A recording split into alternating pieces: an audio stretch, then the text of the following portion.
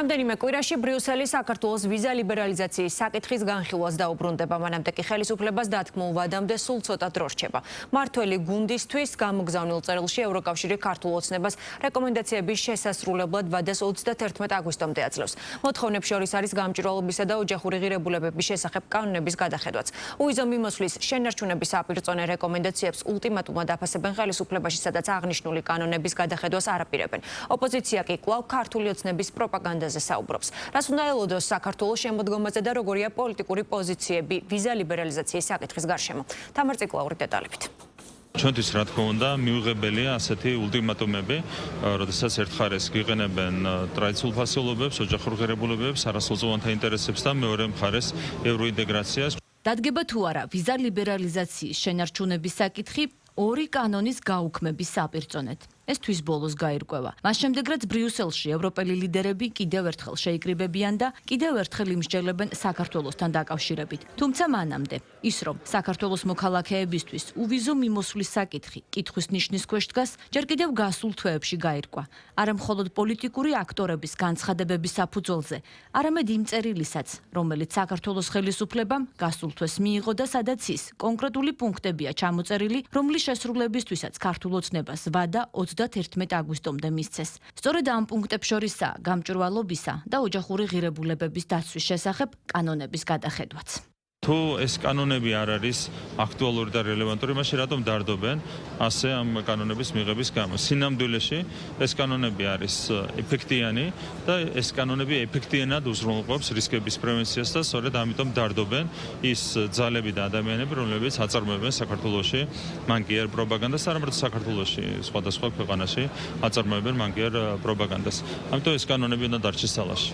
პრემიერ-მინისტრი ამბობს, რომ ორი კანონი ძალაში დარჩება. მიუხედავად ბრიუსელის მოწოდებისა და მათ შორის ეს მოწოდება არწმუნებს ქართულ ოცნებას საკუთარი გადაწყვეტილების ისტორიაში. თუმცა, მაშინ როდესაც მმართველი გუნდი ევროინტეგრაციის სანაცვლოდ ევროპულ ულტიმატუმზე საუბრობს, ამ ულტიმატუმს ვერ ხედავს ოპოზიცია და აქცენტს ოჯახური ღირებულებებისა და არასრულწლოვანთა დაცვის შესახებ კანონის თაობაზე ქართული ოცნების პროპაგანდად მიიჩნევს. ოპოზიცია ირწმუნება, რომ ბრიუსელს სხვა რამე სურს და არა კონკრეტულ კანონებზე აქცენტირება. ქართული ოცნების მიერ შესაძლებელია როგორც იურიდიული და სამართლებრივი, ისე პოლიტიკური ვალდებულებები.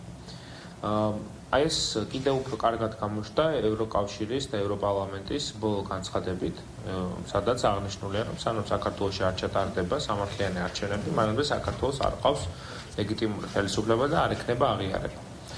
თქვენ რაზეც მესაუბრებით, კონკრეტული იურიდიული ვალდებულებებია, სამართლებრივი მოთხოვნებია, კანონების შეუსაბამობასთან დაკავშირებით, რომელიც ევროკავშირის კანონმდებლობასთან არ მოდის ჰარმონიზაციაში. რა თქმა უნდა, საფრთხე არის რეალური, მაგრამ ცხადია, ქართულ ოცნებას თუ ექნა პოლიტიკური ნება და თუ მიღებულ იქნა გადაწყვეტილება, მას შეუძლია შეასრულოს ის ვალდებულებები, რაც არის საჭირო ევროპული კავშირის კლუბის წევრობისთვის. თავარი რეკომენდაციები, რაც გახლავთ, საარჩევნო მიმართულება, მართლმსაჯულების მიმართულება, ანტიკორუფციული მიმართულება, დეპოლარიზაციის მოთხოვნა კლავაც შეუსრულებელია. ვიზა ლიბერალიზაციის შეჩერების საკითხში ყველაზე მნიშვნელოვანი ფუნდამენტური პრობლემა, რამაც გამოიწვია ამ საკითხის გააქტიურება და სამწუხაროდ გვაქვს მოლოდინი, რომ ვიზა ლიბერალიზაცია შეჩერდება, ეს არ ეხება მხოლოდ გარკვეულ კანონებს, ეს ეხება ქართული ოცნების რეჟიმის იმ ძალადობრივ მოქმედებებს, რასაც ქართული ოცნება განსაკუთრებით ბოლო 1 წლის განმავლობაში ახორციელებს.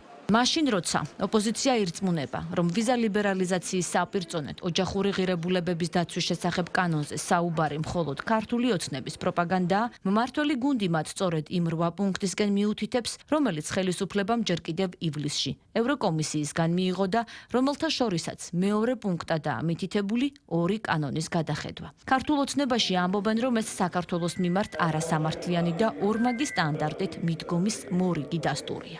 შანტაჟი არის საქართველოს მიმართ, ანუ აქ ვიზა ლიბერალიზაციას იყენებენ ამ მექანიზმის შეჩერებას იყენებენ იმისთვის, რომ საქართველოში სწორედ ფარული ფულის მიღება შეინარჩუნონ და საქართველოში ერთხელიანთა ქორწინება და LGBT პროპაგანდა დააკანონონ. ამიტომ ამბობთ, რომ ეს არის უსამართლო მიდგომა.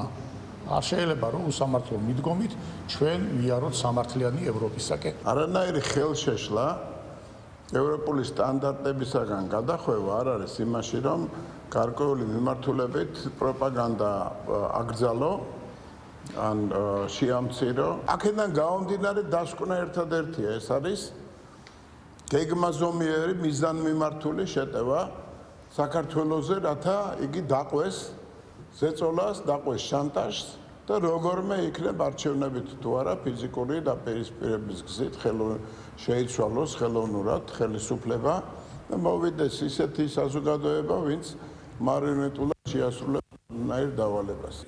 მაშინ, როდესაც ერთის მხრივ ცნობილია საქართველოს ხელისუფლების პოზიცია, მაგალითად ოჯახური ღირებულებებისა და არასრულწლოვანთა დაცვის თუ გამჭვირვალობის შესახებ კანონების თაობაზე, მეორეს მხრივ კი ცნობილია ბრიუსელიდან მიღებული რეკომენდაციებიც. ახლა კითხვა ისაა, რა იქნება შემოდგომაზე, როდესაც ევროპელი ლიდერები კიდევ ერთხელ შეიკრიბებიან და კიდევ ერთხელ იმსჯელებენ საქართველოსთან დაკავშირებით, მათ შორის ისეთი მიმართულებით, რაც საქართველოს მოქალაქეების უვიზოდ მიმოსვლას ეხება.